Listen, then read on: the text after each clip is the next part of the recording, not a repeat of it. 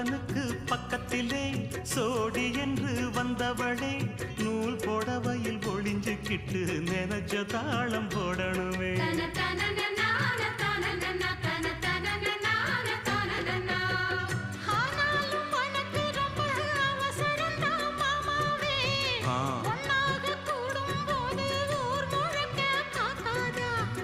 பார்த்தாலும் தவறு இல்ல பனியுறங்கும் ரோசாவே உன்னால சொத்த வச்ச மூக்குலதான் வைக்காதா.